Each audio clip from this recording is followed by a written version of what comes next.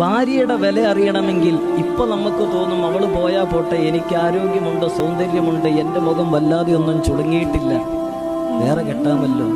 ഇതെല്ലാം നഷ്ടപ്പെട്ടു പോകും. ഈ യുവത്വം പോകും, കറുത്ത താടിയും മുടിയും പോകും, ചുക്കിച്ചുളഞ്ഞ് മുതുകത്തൊരു കൂനുമായിട്ട് ഊന്നു വടിയിൽ താങ്ങി നടക്കേണ്ടി വരുന്നൊരു കാലഘട്ടം കടന്നു വരും. അന്ന് കോരിത്തരാൻ നമ്മുടെ ഉമ്മായും ബാപ്പായും ഒന്നും കാണൂല, അവർ 6 അടി മണ്ണിൻ്റെ ഉള്ളിലായിരിക്കും. നമ്മൾ പൊന്നുപോലെ വളർത്തിയ നമ്മുടെ മക്കൾ അവരുടെ ജോലി തിരക്കുകളിലായിരിക്കും.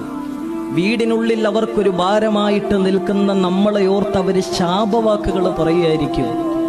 അന്ന് നമ്മുടെ അരികിലോട്ട് വയ്യാത്ത കാലും കയ്യുമായിട്ട് 2, 3, 4 മക്കളെ പ്രസവിച്ച വയറും അത് മുഖാന്തരം അനുഭവിക്കുന്ന ബുദ്ധിമുട്ടുകളുമായിട്ട് നമുക്കൊരു നേരത്തെ ഭക്ഷണം തരാൻ നമ്മുടെ അരികിലോട്ട് വരാൻ നമ്മുടെ ഭാര്യ മാത്രമേ ഉണ്ടാവുകയുള്ളൂ. അതുകൊണ്ടാണ് ഉമർ ബിൻ ഖത്താബ് റളിയല്ലാഹു തആല അൻഹു പറഞ്ഞത്, മറ്റൊരാളെ ആശ്രയിക്കേണ്ടി വരുന്ന അവസ്ഥയുള്ള ഒരു പടുവൃദ്ധനായ മനുഷ്യനോട് ചോദിക്കണം ഭാര്യയുടെ വില, അവൻ പറഞ്ഞു തരും.